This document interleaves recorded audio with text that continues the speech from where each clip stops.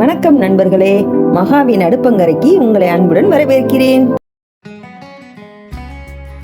இன்னைக்கு நம்ம நாட்டுக்கோழி குழம்பு செய்ய போறோம்.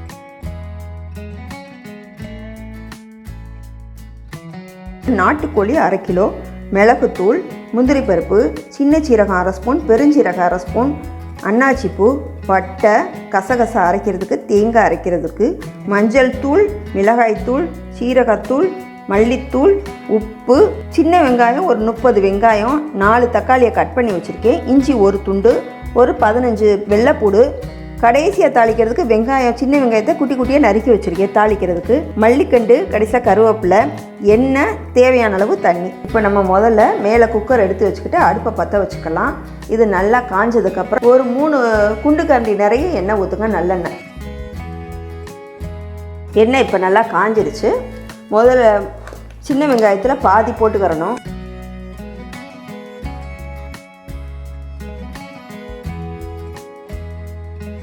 தக்காளி 4 தக்காளியும் போட்டுடலாம்.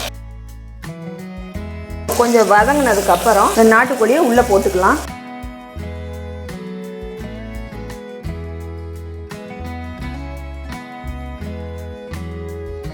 இப்போ இதில் தேவையான பொடியெல்லாம் போட்டு விசிலில் வச்சிடலாம். மஞ்சள் தூள் 1/2 ஸ்பூன் எடுத்து வச்சுருக்கேன், சீரகத்தூள் 3 ஸ்பூன் எடுத்து வச்சுருக்கேன், மல்லித்தூள் 1/2 ஸ்பூன் எடுத்து வச்சுருக்கேன், மிளகாய்த்தூள் 1/2 ஸ்பூன் எடுத்து வச்சுருக்கேன், தேவையான அளவு உப்பு போட்டுக்கலாம். இது ஒரு பிரட்டிக்கலாம்.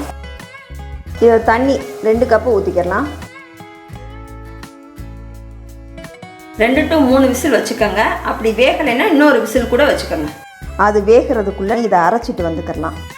இஞ்சி போட்டுக்கலாம், வெள்ளைப்பூடு போட்டுக்கலாம், மிச்சம் இருக்கிற வெங்காயத்தை போட்டுக்கலாம், சின்ன வெங்காயத்தை, கசகசா 1 ஸ்பூன் எடுத்து வச்சு, முந்திரி பருப்பு ஒரு 10 பருப்பு போட்டிருக்கேன், தேங்காய் 1 சில்லு எடுத்து வச்சு, இப்போ இதை அரைச்சிட்டு வந்துடலாம். இப்போ எனக்கு 3 விசில் வந்திருக்கு. இப்போ இதை அரைச்சி வச்சுட்டோம், எல்லாமே போட்டதை அரைச்சி வச்சுட்டோம். இதை ஃபுல்லாக அதில் போட்டுற வேண்டியதான்.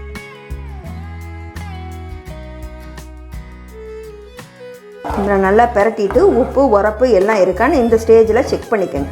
கொஞ்சம் தீயை கூட வச்சுக்கோங்க. நல்லா கொதிக்கட்டும். பெப்பர் பொடி 1/2 ஸ்பூன் போடுறேன். இப்போ நாட்டுக்கோழி குழம்பு ரெடி ஆயிடுச்சு. இப்போ பவுலில் ஷிஃப்ட் பண்ணிக்கலாம். இப்போ நம்ம ஃபைனலாக தாளித்து கொட்டிடலாம். எண்ணெய் ஒரு 2 ஸ்பூன் விடுங்க. காயட்டும். நல்லெண்ணெய் தான் விடணும். நல்லா எண்ணெய் காஞ்சிருச்சு. சின்ன சீரகம், பெருஞ்சீரகம், அன்னாச்சிப்பூ, பட்டை எல்லாத்தையும் போட்டுக்கலாம். சின்ன வெங்காயம் கொஞ்சம் கட் பண்ணி வச்சுருக்கோம், நல்லா செவந்துருச்சு. சின்ன வெங்காயத்தையும் போட்டுக்கலாம். நல்லா வதங்கட்டும். கருவேப்பிலையும் போட்டுக்கலாம். நல்லா பொன்னிறமாக வந்துருச்சு. இப்போ கொட்டிக்கலாம் அதில்.